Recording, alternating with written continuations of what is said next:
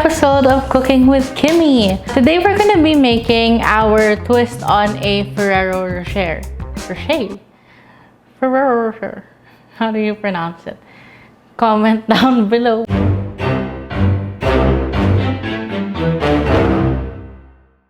These things, so they're your like quintessential Valentine's Day chocolate that you can find in the grocery, but it's a little bit more expensive and a little bit more special. We thought of making a kind of dessert or chocolate that's similar in flavor and texture. So this recipe is a fudge base. We took inspiration from our brownie fudge recipe, but with the flavors and textures of Ferrero Rocher. I guess first we should get started by opening a Ferrero Rocher.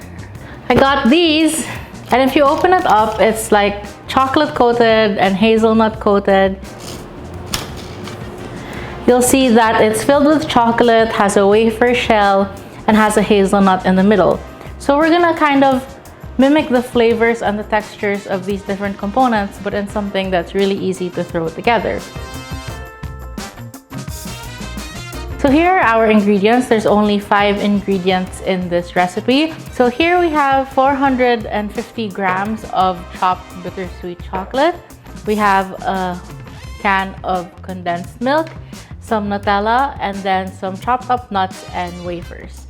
So the first step is to get your 450 grams of chopped chocolate, and then you're gonna pour your can of condensed milk into the same microwavable container. This is a 300 ml can. And then we're just gonna pop this in the microwave for 1 minute. Then after a minute, you're gonna take it out and stir it. And then if it's not yet completely melted, you're gonna wanna keep microwaving it in 30-second increments and stirring in between until the chocolate is just melted. So I microwave this in my microwave for a total of 1 minute and 30 seconds. It might be more or less depending on your microwave. So you just want to make sure you do it until it's just melted. There might be some chunks, but if they look small enough that they'll melt right in when you mix them together, then that's fine. Then before you mix it completely, you're gonna add about 1 cup of Nutella. So a cup of Nutella is about 250 grams. Well, whatever, we'll have the measurements down below. It's gonna be about half this jar. And the reason why I'm not mixing it completely then adding the Nutella in is because if you overmix this, it tends to get a little bit oily.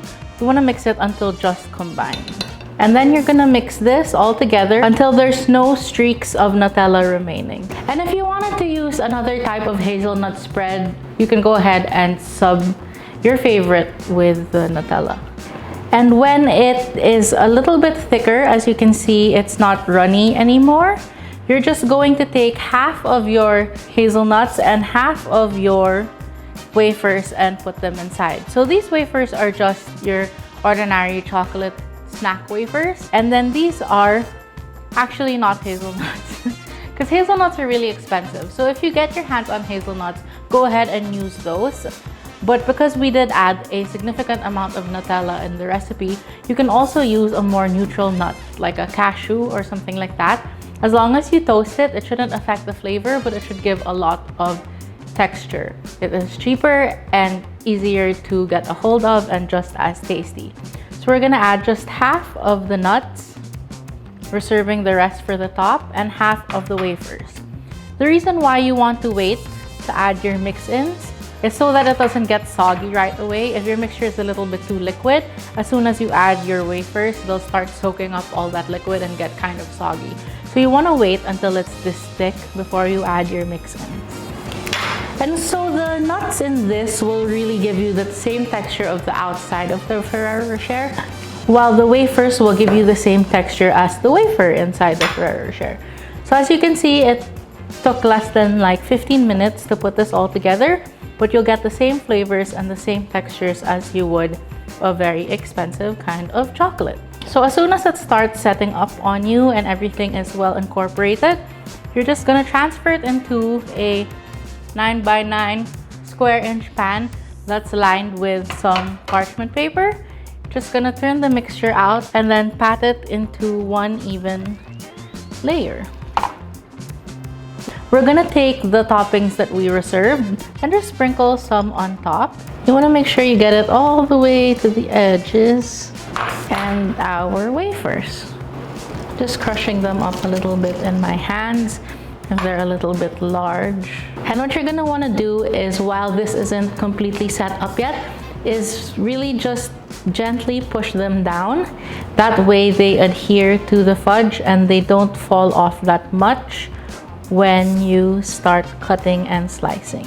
After this, we're just gonna pop it in the fridge until it's completely set and completely hardened.